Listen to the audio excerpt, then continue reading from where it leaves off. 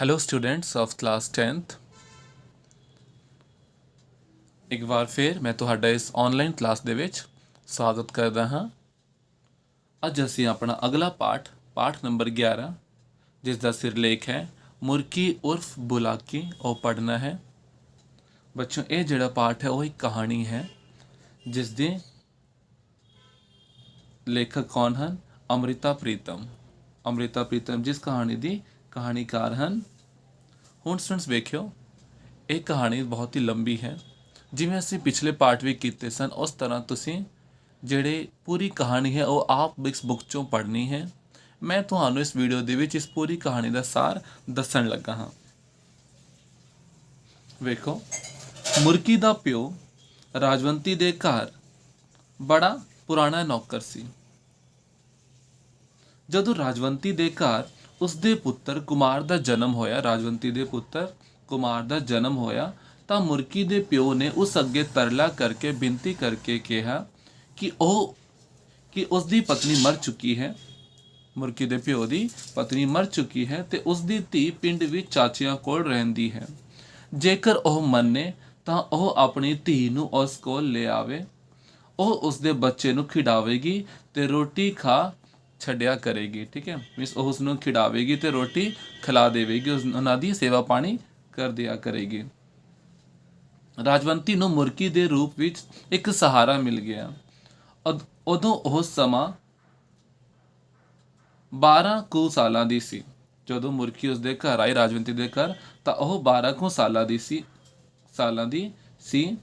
ਉਹ ਬੜੀ ਮਲੂਕੜੀ, ਗੋਰੀ ਜਿਹੀ ਤੇ ਸੁੰਦਰ ਸੀ ਜੋ ਕਿ ਰਾਜਵੰਤੀ ਨੂੰ ਚੰਗੀ ਲੱਗੀ।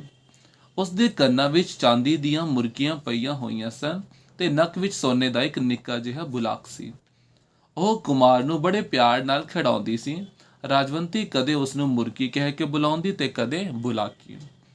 ਜਦੋਂ ਉਹ 16-17 ਸਾਲਾਂ ਦੀ ਹੋਈ ਤਾਂ ਉਸ ਨੂੰ ਬਹੁਤ ਰੂਪ ਚੜ੍ਹ ਗਿਆ। ਉਹ ਬਹੁਤ ਸੋਹਣੀ ਹੋ ਗਈ। ਉਹ ਬਹੁਤ ਸੋਹਣੇ ਪਹਾੜੀ ਗੀਤ ਵੀ ਗਾਉਂਦੀ ਸੀ। ਉਸ ਦੇ ਬਾਪ ਨੇ ਉਸ ਨੂੰ ਪਿੰਡ ਦੇ ਦਹਾਜੂ ਤੋਂ ਪੈਸੇ ਲੈ ਕੇ ਉਸ ਨੂੰ ਵਿਆਹੁਣ ਦੀ ਤਿਆਰੀ ਕੀਤੀ। ਉਹ ਉਮਰੋਂ ਵੀ ਵੱਡਾ ਸੀ। ਉਹ ਜਿਹੜਾ ਮੁੰਡਾ ਜਿਸ ਦੇ ਨਾਲ ਮੁਰਕੀ ਦਾ ਰਿਸ਼ਤਾ ਪੱਕਾ ਕੀਤਾ ਸੀ ਮੁਰਕੀ ਦੇ ਪਿਓ ਨੇ, ਉਹ ਮੁੰਡਾ ਉਮਰੋਂ ਵੀ ਵੱਡਾ ਸੀ ਤੇ ਸ਼ਾਇਦ ਉਸ ਦੀਆਂ ਅੱਖਾਂ ਵਿੱਚ ਵੀ ਕੋਈ ਨੁਕਸ ਸੀ। ਜਦੋਂ ਉਸ ਦੇ ਪਿਓ ਨੇ ਇਹ ਗੱਲ ਪੱਕੀ ਕੀਤੀ ਤਾਂ ਮੁਰਕੀ ਰਾਤੋਂ ਰਾਤ ਆਪਣੇ ਸ਼ਹਿਰ ਦੇ ਕਿਸੇ ਛਬੀਲੇ ਮੁੰਡੇ ਨਾਲ ਦੌੜ ਗਈ। ਛਬੀਲੇ ਮੁੰਡੇ ਮਤਲਬ ਕਿਸੇ ਸੋਹਣੇ ਜਿਹੇ ਮੁੰਡੇ ਦੇ ਨਾਲ ਭੱਜ ਗਈ। 4-5 ਮਹੀਨੇ ਉਸ ਨਾਲ ਰਹੀ। ਉਸਨੇ ਆਪਣੇ ਗਹਿਣੇ ਵੇਚ ਕੇ ਆਪਣਾ ਘਰ ਬਣਾਇਆ। ਪਰ ਉਸ ਮੁੰਡੇ ਦੀ ਨਜ਼ਰੀ ਕੋਈ ਤੀਵੀਂ ਚੜ੍ਹ ਗਈ। ਮਤਲਬ ਉਸ ਮੁੰਡੇ ਨੂੰ ਕਿਸੇ ਹੋਰ ਤੀਜੀ ਕੁੜੀ ਦੇ ਨਾਲ ਕੋਈ ਪਿਆਰ ਹੋ ਗਿਆ ਜਾਂ ਫਿਰ ਉਸਦੇ ਨਾਲ ਉਸਦਾ ਦਿਲ ਲੱਗ ਗਿਆ। ਉਹ ਮੁਰਕੀ ਨੂੰ ਕਿਸੇ ਪਿੰਡ ਦੁਸਹਿਰੇ ਦਾ ਮੇਲਾ ਦਿਖਾਉਣ ਗਿਆ ਤੇ ਰਾਤੀ ਜਦੋਂ ਉਹ ਸਰਾਂ ਵਿੱਚ ਸੁੱਤੀ ਪਈ ਸੀ ਤਾਂ ਉਹ ਉਸਦੇ ਦੁਪੱਟੇ ਨਾਲੋਂ ਘਰ ਦੀ ਚਾਬੀ ਖੋਲ ਕੇ ਲੈ ਗਿਆ ਤੇ ਉਸ ਨੂੰ ਸਰਾਂ ਵਿੱਚ ਹੀ ਛੱਡ ਗਿਆ। ਮੁਰਕੀ ਨੇ ਉਸ ਨੂੰ ਬਿਲਕੁਲ ਵੀ ਨਾ ਲੱਭਿਆ, ਢੂੰਡਿਆ ਨਹੀਂ, ਕਿਉਂਕਿ ਉਸਨੇ ਸਮਝਿਆ ਕਿ ਜਿਸਨੇ ਮਨ ਦੀ ਸਾਂਝ ਖਤਮ ਕਰ ਲਈ, ਮੀਨਸ ਜੋ ਮਨ ਵਿੱਚ ਜਿਸਨੇ ਮੇਰੇ ਨਾਲ ਰਿਸ਼ਤਾ ਖਤਮ ਕਰ ਲਿਆ, ਉਸ ਦੇ ਤਨ ਨੂੰ, ਉਸ ਦੇ ਸਰੀਰ ਨੂੰ ਲੱਭਣ ਦਾ ਕੀ ਫਾਇਦਾ।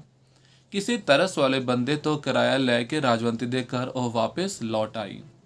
ਰਾਜਵੰਤੀ ਨੇ ਉਸ ਨੂੰ ਆਪਣੇ ਘਰ ਦੀ ਕੋਠੜੀ ਦੀ ਚਾਬੀ ਦੇ ਕੇ ਕਨਫੈਸ ਕੀਤਾ ਕਿ ਉਹ ਆਪਣੇ ਜਿਉਂਦੇ ਜੀ ਉਸ ਨੂੰ ਕੰਮ ਤੋਂ ਜਵਾਬ ਨਹੀਂ ਦੇਵੇਗੀ ਤੇ ਨਾ ਹੀ ਉਸ ਦਾ ਪੁੱਤਰ ਵੱਡਾ ਹੋ ਕੇ ਉਸ ਨੂੰ ਕੋਠੜੀ ਵਿੱਚੋਂ ਕੱਢੇਗਾ। ਰਾਜਵੰਤੀ ਨੇ ਮੁਰਕੀ ਸੰਬੰਧੀ ਇਹ ਸਾਰੀਆਂ ਗੱਲਾਂ ਕੁਮਾਰ ਨੂੰ ਉਦੋਂ ਦੱਸੀਆਂ ਜਦੋਂ ਉਹ ਉਸ ਦਾ ਅੰਤਮ ਸੰਸਕਾਰ ਕਰ ਚੁੱਕੀ ਸੀ। ਅੰਤਮ ਸੰਸਕਾਰ ਮਤਲਬ ਜਦੋਂ ਮੁਰਕੀ ਮਰ ਗਈ ਸੀ, ਮੁਰਕੀ ਦਾ ਉਸਨੇ ਅੰਤਮ ਸੰਸਕਾਰ ਕਰ ਦਿੱਤਾ ਸੀ ਉਸਦੇ ਸਰੀਰ ਦਾ, ਤਾਂ ਉਸਦੇ ਬਾਅਦ ਹੀ ਉਸਨੇ ਰਾਜਵੰਤੀ ਨੇ ਸਾਰੀਆਂ ਗੱਲਾਂ ਆਪਣੇ ਪੁੱਤਰ ਕੁਮਾਰ ਨੂੰ ਦੱਸੀਆਂ। ਐਸੇ ਕੋਠੜੀ ਵਿੱਚ ਬਿਮਾਰ ਪਈ ਉਹ ਮਰ ਚੁੱਕੀ ਸੀ ਤੇ ਰਾਜਵੰਤੀ ਵੱਲੋਂ ਪੂਰੀ ਸੇਵਾ ਕਰਨ ਤੇ ਇਲਾਜ ਕਰਾਉਣ ਦੇ ਬਾਵਜੂਦ ਉਹ ਬਚ ਨਹੀਂ ਸੀ ਸਕੀ ਮੁਰਕੀ। ਫਿਰ ਉਸਨੇ ਉਸਦੇ ਮੁਰਦਾ ਸਰੀਰ ਨੂੰ ਨਹਾਉਣ ਤੋਂ ਪਹਿਲਾਂ ਜਦੋਂ ਉਸਦੇ ਕੱਪੜੇ ਉਤਾਰੇ ਸਨ ਤਾਂ ਉਸਨੂੰ ਕੋਠੜੀ ਦੀ ਚਾਬੀ ਉਸਦੇ ਨੇਫੇ ਵਿੱਚ ਟੁੰਗੀ ਮਿਲੀ ਸੀ, ਜੋ ਕਿ ਉਸਦੇ ਸਰੀਰ ਨਾਲ ਇੰਨੀ ਚਿਪਕ ਚੁੱਕੀ ਸੀ। ਉਹ ਚਾਬੀ ਜਿਹੜੀ ਉਸਨੇ ਉਸਦੇ ਗਲ ਵਿੱਚ ਪਾਈ ਸੀ ਉਹ ਉਸਦੇ ਸਰੀਰ ਨਾਲ ਇਸ ਤਰ੍ਹਾਂ ਚਿਪਕ ਚੁੱਕੀ ਸੀ ਕਿ ਉਸ ਨੂੰ ਲਾਹੁਣ ਸਮੇਂ ਉਸਦੇ ਸਰੀਰ ਉੱਤੇ ਜ਼ਖਮ ਹੋ ਗਿਆ ਸੀ। ਰਾਜਵੰਤੀ ਔਰਤ ਦੀ ਜੂਨ ਬਾਰੇ ਸੋਚ ਕੇ ਦੁਖੀ ਹੋ ਰਹੀ ਸੀ। ਜੂਨ ਮਤਲਬ ਉਸਦੇ ਜਿਹੜੇ ਜੀਵਨ ਦੀ ਪੀੜਾ ਦੇ ਬਾਰੇ, ਦੁਰਗਤੀ ਦੇ ਬਾਰੇ। ਉਹ ਕੁਮਾਰ ਨੂੰ ਦੱਸਦੀ ਹੈ ਕਿ ਉਹ ਉਸਦੇ ਘਰ ਉਦੋਂ ਜੰਮਿਆ ਸੀ ਜਦੋਂ ਉਹ 32-33 ਸਾਲਾਂ ਦੀ ਸੀ। ਪਹਿਲਾਂ ਤਾਂ ਉਹ ਸਮਝਦੀ ਹੈ ਕਿ ਇਹ ਜਹਾਨ ਸਮਝਦੀ ਸੀ, ਰਾਜਵੰਤੀ ਸਮਝਦੀ ਸੀ ਕਿ ਉਹ ਇਸ ਜਹਾਨ ਤੋਂ ਅਫਲ ਹੀ ਚਲੀ ਜਾਵੇਗੀ। ਅਫਲ ਮਤਲਬ ਬਿਨਾ ਔਲਾਦ ਦੇ, ਬਿਨਾ ਬੱਚੇ ਦੇ ਹੀ ਚਲੀ ਜਾਵੇਗੀ। ਤੇ ਬੁੱਕਲ ਵਿੱਚ ਹੱਥ ਜੋੜ ਕੇ ਉਸ ਦੀ ਮੰਗ ਕਰਦੀ ਸੀ, ਪੁੱਤਰ ਦੀ ਮੰਗ ਕਰਦੀ ਸੀ। ਉਸਨੇ ਕਿਹਾ ਕਿ ਔਰਤ ਨੂੰ ਜੇਕਰ ਮਰਦ ਨਾ ਮਿਲੇ, ਪਤੀ ਨਾ ਮਿਲੇ, ਤਾਂ ਵੀ ਉਸ ਦੀ ਜੂਨ ਖਰਾਬ ਹੁੰਦੀ ਹੈ। ਤੇ ਫਿਰ ਜੇਕਰ ਉਸ ਦੀ ਝੋਲੀ ਵਿੱਚ ਬਾਲ ਨਾ ਖੇਡੇ, ਬੱਚੇ ਨਾ ਖੇਡਣ, ਤਾਂ ਵੀ ਉਸ ਦੀ ਜੂਨ ਖਰਾਬ। ਉਹ ਦੱਸਦੀ ਹੈ ਕਿ ਉਹ ਮੁਰਗੀ ਦੇ ਰੂਪ ਨੂੰ ਵੇਖ ਕੇ ਕਹਿੰਦੀ ਹੁੰਦੀ ਸੀ ਕਿ ਉਹ ਕਿਸ ਦੇ ਕੰਨ ਵਿੱਚ ਪਾਵੇਗੀ। ਠੀਕ ਹੈ, ਕਿਉਂਕਿ ਉਸ ਨੂੰ ਬੁਲਾਕੀ ਵੀ ਆਖਦੀ ਸੀ। ਫਿਰ ਜਦੋਂ ਮੁਰਗੀ ਵਾਪਸ ਆਈ ਤਾਂ ਕਹਿਣ ਲੱਗੀ ਕਿ ਉਸ ਨੂੰ ਕਿਸੇ ਨੇ ਕੰਨਾਂ ਵਿੱਚ ਪਾਈਆਂ ਤਾਂ ਸੀ, ਪਰ ਉਸ ਦੇ ਕੰਨ ਪਾਟ ਗਏ, ਮੀਨਸ ਉਸ ਦੇ ਕੰਨ ਫਟ ਗਏ ਜਾਂ ਫਿਰ ਛਿਦ ਗਏ। ਖਬਰੇ ਉਸ ਦਾ ਭਾਰ ਬਹੁਤਾ ਸੀ। ਰਾਜਵੰਤੀ ਮਰਦ ਦੇ ਅਸਥਿਰ ਪਿਆਰ, ਮਤਲਬ ਜਿਹੜਾ ਸਥਿਰ ਨਹੀਂ ਰਹਿੰਦਾ, ਟੈਂਪਰਲ ਜਿਸ ਨੂੰ ਅਸੀਂ ਕਹਿੰਦੇ ਹਨ, ਥੋੜੇ ਸੇ ਸਮੇਂ ਦੇ ਲਈ ਜਿਹੜਾ ਪਿਆਰ ਹੁੰਦਾ ਹੈ,